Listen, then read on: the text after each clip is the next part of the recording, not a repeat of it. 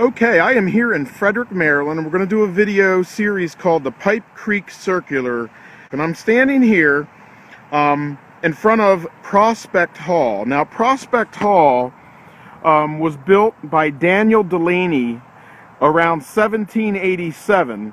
It's hosted such people as George Washington, Harry Truman, and this original mansion got started around 1787, and the current full building today was completed somewhere around the year of 1810.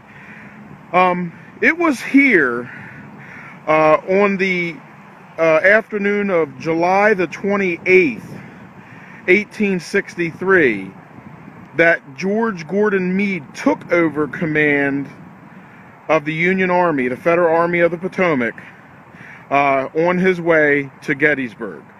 Now, just a few miles in this direction back here, near the Monocacy battlefield, is where George Gordon Meade was awakened on the morning of July 28th around 3 a.m. By a colonel, and said that he had bad news for him. And that bad news, of course, was that he was going to be put in command of the Army of the Potomac. Now, that was bad news because up to that point, the Federal Army had been beaten badly on several occasions and embarrassed. And this goes along with the video series that we're doing on Pipe Creek. This Army had a command that was not getting the job done. Time and time again, it put a lot of pressure on the Lincoln administration to find a commander that could whip Lee. Of course, from Arcadia, Meade and his staff rode to this area right here to Prospect Hall, where this was the headquarters of General Hooker, who he was replacing. And it was here that Hooker's resignation was accepted, and George Gordon Meade officially took over as commander of the Army of the Potomac. And we're going to talk a little bit more about the Pipe Creek Circular here. I do want to point out that down here in the distance there's a couple waysides, and then there's a large rock that sits right here. That rock incorrectly states that he took command here rather than over at Arcadia. It also has a plaque on the other side that says that rock is from the Devil's Den area of the Gettysburg battlefield. So a portion of the Gettysburg battlefield sits here in Frederick, Maryland, here at Prospect Hall, which, by the way, is the highest point in Frederick, Maryland, built on what they called Red Hill, and it has a very red clay type of dirt that sits under here, which is very similar to that dirt you'd find in places like Georgia. Today they are doing some development of the area just offside the mansion here. And in the distance, you can see this red clay dirt where they're going to be putting a road and building a housing development. This has been Pipe Creek Circular, Part 1. Now, as I stand here at Prospect Hall, I want to talk a little bit about the Gettysburg campaign and the takeover of the Armory by George Gordon Meade while I'm here on the property. Following a victory at Chancellorsville, May the 3rd, 1863, where General Robert E. Lee of the Army of Northern Virginia completely destroyed, annihilated, and outfoxed the Army of the Potomac, almost to the destruction of the Army. He was completely outnumbered, and yet he found a way, through the efforts of General Thomas Stonewall Jackson, to pull out a surprising and shocking victory, which of course put the Lincoln administration into a state of fear, not only politically but militarily. Lee's objective at that point began to change. His objective was, one, to move the army and the war to northern soil. Live off the land, live off the resources of the north than the war-ravaged south. Second, it was to pull the army of the Western Army, Federal Army, away from Vicksburg, taking the seal off of the West, weakening the West as it was. Third, it was to defeat the North on their own soil and force a negotiated peace politically, and also trying to get support of Great Britain and France to accept the Confederate States of America as a nation. Now, on June, as I said on their first video, on June 28th, Gordon Meade was awakened at 3 a.m. in the morning by Colonel James Hartle, and he was given the bad news. And he was also, at that time, given an objective, and it read, "Your army is to free and act as you deem proper under the circumstances as they arise. You will, however, keep view of the important fact that the Army of the Potomac is the covering army of Washington, D.C." So, of course, their objective was to protect Washington, D.C. It then goes on, as well as the operations against the impending forces of the rebels. You will, therefore, maneuver and fight in such a manner to cover to the capital and also Baltimore as far as the circumstances will permit. So, in taking over command, he was also given orders and objectives. What his objectives was the Army of the Potomac. Now, when we talk about the Battle of Gettysburg, one of the more talked about situations that arises and talk about it is, why did the battle happen at Gettysburg? And sometimes you hear it was Confederates needed shoes or all roads led to Gettysburg. But when you talk about the Battle of Gettysburg, you have to think of it from a military position, where the armies were at the time, what the conditions were at the time. And this is where the Pipe Creek Circular comes into place, and we're going to talk about it more on our next video here. This has been the Pipe Creek Circular Part 2 at Prospect Hall. Pipe Creek Circular here, we're down here just off the Prospect Hall site. This rock that is before us is in tribute to Major General Gordon Meade, who on June 28th, 1863, took command over General Joseph Hooker in command of the Army of the Potomac. This rock was dedicated in 1963 and is actually a part of Devil's Den off of the Gettysburg battlefield. A plaque on the right-hand side says, "This boulder was taken from a point near Devil's Den on the battlefield of Gettysburg." The front plaque, however, incorrectly states that George Gordon Meade took command of the Army of the Potomac under orders from President Lincoln 700 feet north of this marker on June the 28th, 1863, which is Prospect Hall. He actually took command, as I stated earlier, at Arcadia Hall down near the Monocacy battlefield. It was then his staff and him rode here to what was Hooker's headquarters, and relayed that information, accepted the resignation, but he actually was given the order from President Lincoln at Arcadia. This has been the Pipe Creek Circular here at the George Gordon Meade Monument in Frederick, Maryland. Just north of Taneytown, Maryland, along Route 194. And we left off in Frederick, Maryland, after Meade had been placed in command of the Union Army. They made their way north up what is today Route 194, which was a major road back then in 1863. Before he left Frederick, Meade met up with Joseph Hooker, and he gathered intelligence on the rebel army. The Corps commanders were heading toward Pipe Creek in Maryland as a part of this Pipe Creek line. And from east to west, from east in that direction there in Manchester, Maryland, the big Pipe Creek ran from Manchester in a westerly direction like this, just in the distance beyond our camera, several miles, to Middleburg, or Thurmont, what is Thurmont, Maryland today. And this is the key to Gettysburg. This big Pipe Creek that ran in this direction from east to west had hills on each side of it that were approximately about 100 foot high, making it an excellent defensive position. And also beyond the creek were the cities of Baltimore and Washington. So in keeping with the order, your army is free to act as you deem proper. You will, however, know that you are the covering army of Washington, and you're to protect against invading forces on the cities of Washington and Baltimore.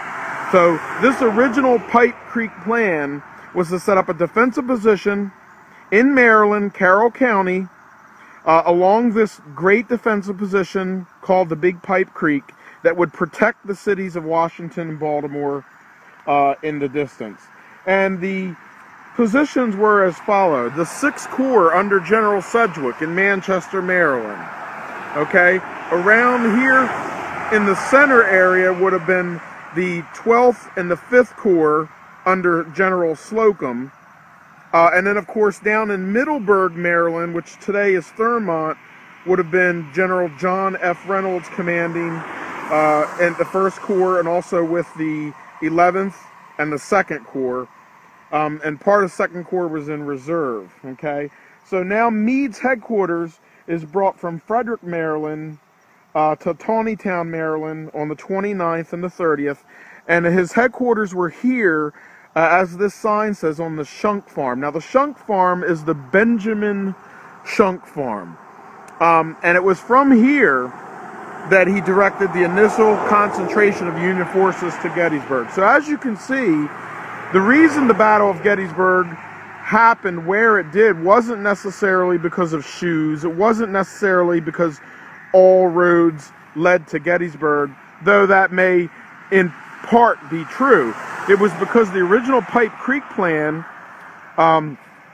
placed the troops here from Manchester to Thurmont in a position anywhere from 15 to 39 miles from Gettysburg, which is in this direction here.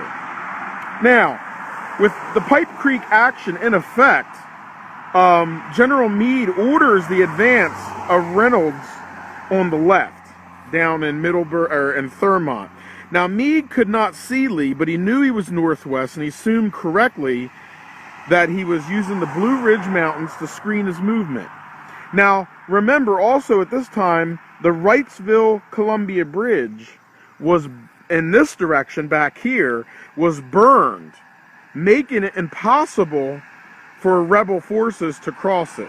So, knowing that the troops were to the west, knowing that they held the Pipe Creek area from Manchester to Thurmont, they knew that the only possible direction for the rebels to attack would be from the northwest, coming down in through Gettysburg. And of course, that's what happened on the morning of July 1st, 1863, when John Buford's advance cavalry met infantry, Confederate infantry, on July 1st, 1863.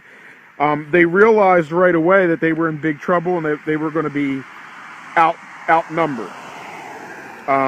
So Buford sent messengers back to the closest troops that he had available. Now, the closest troops he had available, of course, was Reynolds, commanding the 1st, and then Oliver Howard under the 11th Corps, which were down near Thurmont, Maryland. He ordered them up. They ended up coming up to Emmitsburg and then beyond into the town of Gettysburg from the south, and would join the fight on the morning of July 1st, 1863.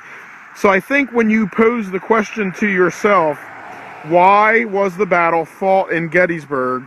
It originally was probably not meant to be fought in Gettysburg. The original battle that we know today of Gettysburg may have been fought near the Big Pipe Creek in Carroll County, Maryland. And that's where the defensive line of the Union Army, and that's why you see, after the battle beginning to erupt on July 1st, on the nights of the 1st and the 2nd, you see all these different corps of Union soldiers marching from distances as far as 37 miles in Manchester, Maryland, the 6th Corps, under Slocum, having the longest march, of course. And you see them all marching down the roads that would lead into the Gettysburg today, such as the Baltimore Pike Route 97 and Route 134, the Taneytown Road, and various other roads eastward, or westward rather, toward the town of Gettysburg. That, I believe, is the reason that the Battle of Gettysburg was fought where it was at. This has been part 4 of the Big Pipe Creek video series the Pipe Creek Circular.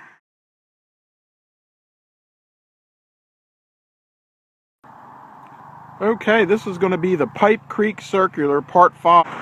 And I am standing here in Bridgeport, Maryland.